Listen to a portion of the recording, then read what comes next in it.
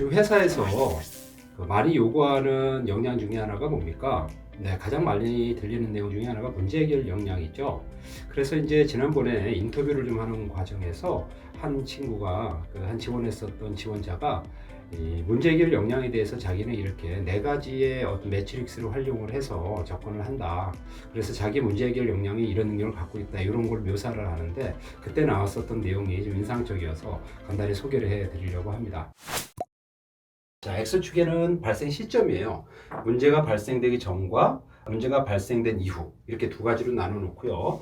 또 하나는 그 문제 자체를 내가 사전에 좀 통제할 수 있는 성격의 변수들인지 그렇지 않은지에 따라 통제 가능한지 불가능한지로 이렇게 나누었어요. 그래 놓고 나서 네 가지 분면으로 표현을 하더라는 겁니다. 사전에 발생 시점이 그 문제가 벌어지기 전에 내가 대응할 수 있는 활동들은 예방활동 영역이 있겠죠. 그래서 평상시에 예방활동을 얼마나 하느냐 이런 정도의 시각이 있다면, 또 하나는 이제 발생하기 전에 어떤 외생 변수나 이런 거는 우리가 어떻게 할 수가 없잖아요. 그렇죠? 그러니까 그때는 모니터링하고 있다가 징후가 나오면은 빨리 대응하는 방법으로 가더라는 겁니다. 그래서 이렇게 이제 사전에 할 수 있는 활동들, 이렇게 사전에 할 수 있는 활동들이 있는가 하면, 이제 실제로 이렇게 했음에도 불구하고 이제 실제 상황이 벌어진 거죠. 상황이 벌어졌으면 일단 그 상황을 빨리 해결하기 위한 활동을 하셔야겠죠.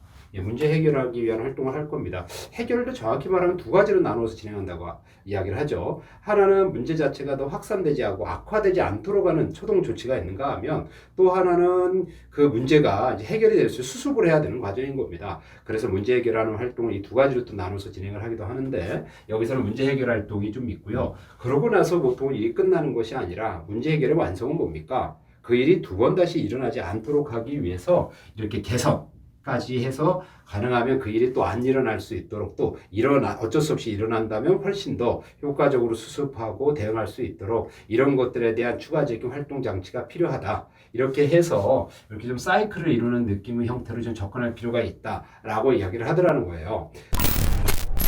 그래서 나는 나에게 문제 해결 활동이라고 하는 것은 문제가 벌어지기 전과 후로 나누고, 문제가 벌어졌을 때 내가 그 변수를 통제할 수 있느냐 없느냐, 또 있느냐 없느냐 이렇게 나눠놓고 보니까 예방하는 활동, 그렇죠? 모니터링 해야 되는 활동, 그리고 이제 문제를 해결해야 되는 활동, 그리고 마지막으로 이 문제가 일어나지 않도록 개선해야 되는 활동, 이렇게 네 가지 분면을 가지고서 문제를 바라보고 문제 해결하는 방법을 접근을 합니다. 이런 이제 답변을 했을 때 상당히 흡족해 했었던 기억이 아직도 떠오릅니다.